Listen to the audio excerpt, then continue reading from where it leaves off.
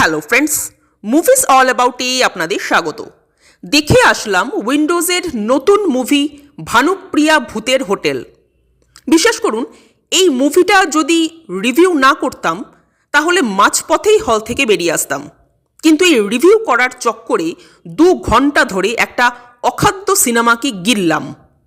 Review করার যদিও কেউ মাথার দিব্যি দেয়নি। যাই হোক, মুভিটা দেখতে দেখতে ভাবছিলাম ক্লাসের একটা ফার্স্ট বয় কিভাবে নিজের ইচ্ছায় ফেল করতে পারে, তার প্রমাণ এই উইন্ডোজ। বা বলা যায় আত্ম অহংকারের চোটে ফেল করতে পারে, তারও প্রমাণ উইন্ডোজ। এই মুভিতে অত্যন্ত নড়বড়ে একটা গল্প আছে, অতীব জঘন্য একটা স্ক্রিপ্ট আছে। এই মুভি এতটাই বোরিং যে 2 ঘন্টা নাক ডেকে ঘুমোতে পারবেন আপনারা। মাঝে মাঝে ধুমধারাক্কা এক একটা গান, সেগুলো কেন হচ্ছে, কী কারণে হচ্ছে ধরতেই পারবেন না।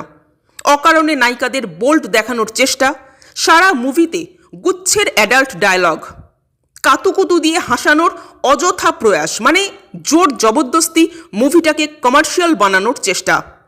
আমি শুধু ভাবছিলাম, এই মানুষগুলোই কিছুদিন আগে বহুরূপী বানিয়েছিল, এরাই একটা সময় রক্তবীজ, লক্ষ্মী ছেলে, বেলা শেষে বানিয়েছিল।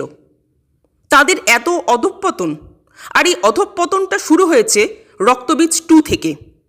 হরর কমেডি, যেখানে হররের হও নেই আর কমেডির নামে ছ্যাবলামি। উইন্ডোজরা কখনো ম্যাডক হতে চাইছে, কখনো ওয়াইআরএফ বা করণ জোহর হতে চাইছে, কিন্তু তারা ভুলে যাচ্ছেন যে সবার একটা নিজস্ব স্টাইল থাকে, যেটা কপি করা যায় না। ম্যাডক বা ওয়াইআরএফ যেমন কোনোদিনও উইন্ডোজ হতে পারবে না, তেমনি উইন্ডোজরাও কোনোদিনও ম্যাডক হতে পারবে না। আর এত দূরেও তাদের যেতে হবে না, তারা অঙ্কুশের প্রোডাকশন হাউসেই যাক, সেখানে গিয়ে শিখে নিক কীভাবে নিখাত কমেডি মুভি বানাতে হয়। কিছুদিন আগেই অঙ্কুশের নারী চরিত্র বেজায় জটিল রিলিজ করলো, যেটা ছিল পিওর কমেডি, নো ছ্যাবলামি।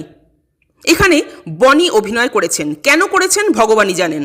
এখানে তার চরিত্রের তেমন কোনো গুরুত্বই নেই, বরং তাকে যদি লিড রোলটা দেওয়া হতো তাহলে হয়তো বেটার হতো।